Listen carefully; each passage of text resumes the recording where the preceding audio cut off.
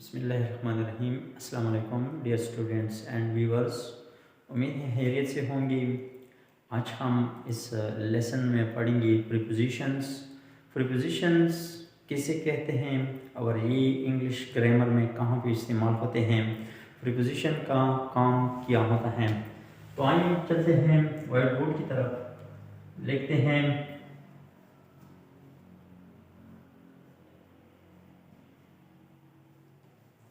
Prepositions. इसे उर्दू में हरूफी jar कहा जाता है। हरूफी जार किसे कहते हैं? ये उर्दू में यानी किसी जुमले में काफ अलिफ काम, काफ को, काफ की, पर, तक वगैरह के मानी देते हैं। अब प्रीपोजिशन की कितनी किस्में हैं तो यहाँ पर हम पढ़ेंगे इस लेसन में, यानी प्रीपोजिशन की 3 किस्में। फॉर एग्जांपल नंबर 1 मैं लिखता हूँ प्रीपोजिशन ऑफ टाइम,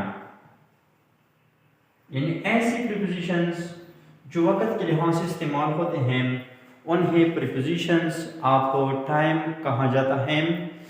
तो ये किसी ख़ास वक़्त का दौरान या बयान करते हैं। मसलन डेट,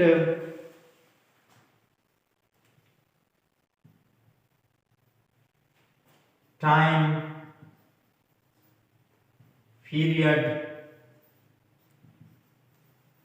वगैरह, यानी साल, महीने, घंटे, मिनट, सेकंड वगैरह ये बयान करते हैं। तो इस किस्म की प्रीपोजिशंस, फॉर एग्जांपल मैं एक जुमला लिखता हूँ, आप गौर से देखिए यहाँ पे, we have lunch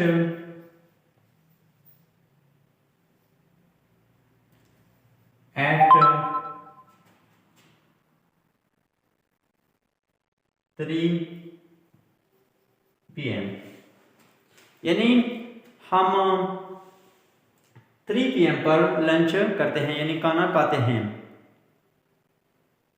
for example I have a meeting, I have a meeting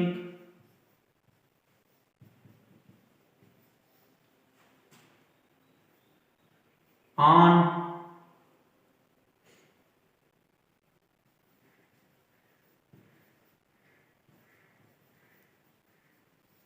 I have a meeting on Saturday, या for example I have a meeting at 9 AM। सो इस तरह हम यहाँ पे एट इस्तेमाल हुआ है और यहाँ पे on.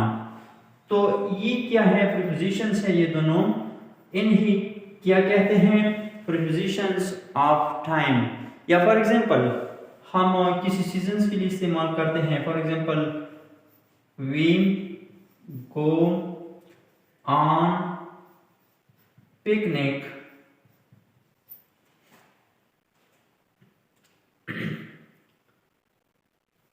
Eight 12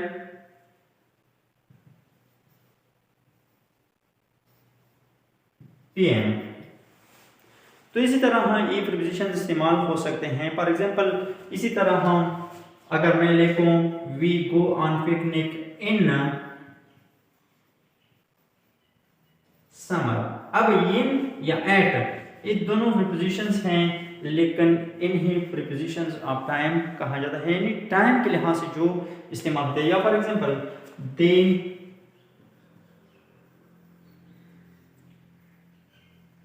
embrace on Eid, यानी वो ईद के दिन गले मिलाते हैं। ऑन यानी ईद जो टाइम हुआ तो इसके लिए कौन सा प्रीपोजिशन इस्तेमाल हुआ?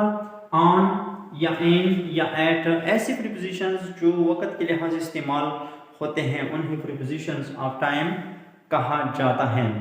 दूसरा है preposition of place. Preposition of place कौन से होते हैं? प्लेस यानी जगह, जो किसी जगह के बारे में बताते हैं। फॉर एग्जाम्पल, एक जुमला मैं बोलता हूं, the teacher stands in front of, the teacher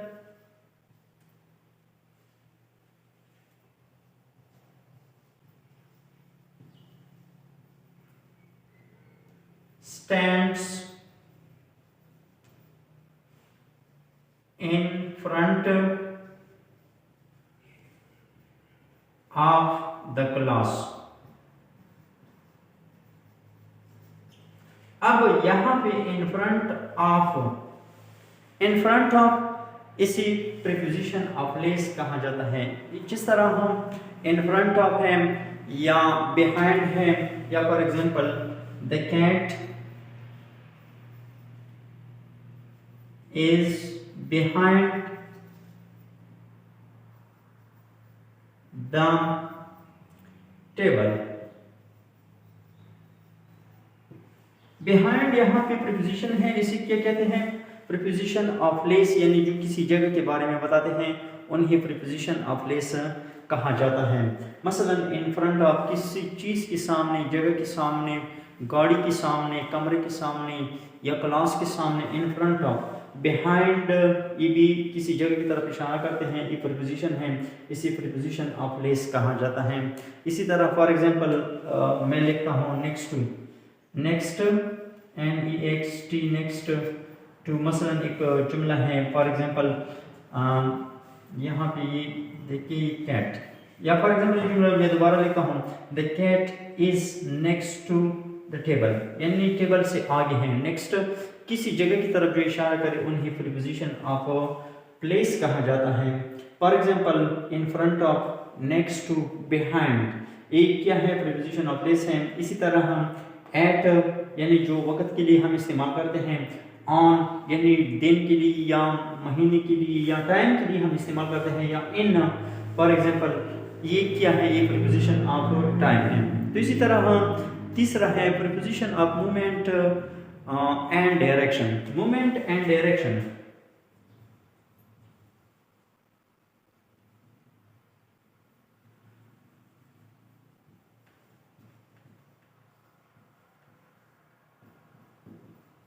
preposition of direction और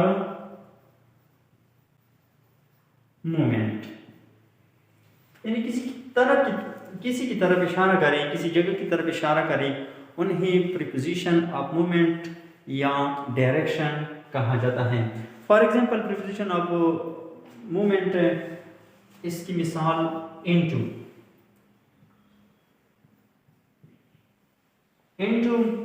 फॉर एग्जांपल दूसरा मिसाल है अक्रॉस, और साथ ही तीसरा मिसाल जो है प्रीपोजिशन ऑफ मूवमेंट के, फॉर एग्जांपल आप देख रहे हैं ओवर, OVER, ओवर। अब देखिए the dog, for example the dog jumped over the wall, यानी किस डायरेक्शन की तरफ को ने जंप किया। ओवर यहाँ पे प्रीपोजिशन इस्तेमाल हुआ है, यानी दीवार के ऊपर को ने जंप किया, छलांग लगाया, तो इसे प्रीपोजिशन ऑफ डायरेक्शन कहा जाता है। या for example they drove, they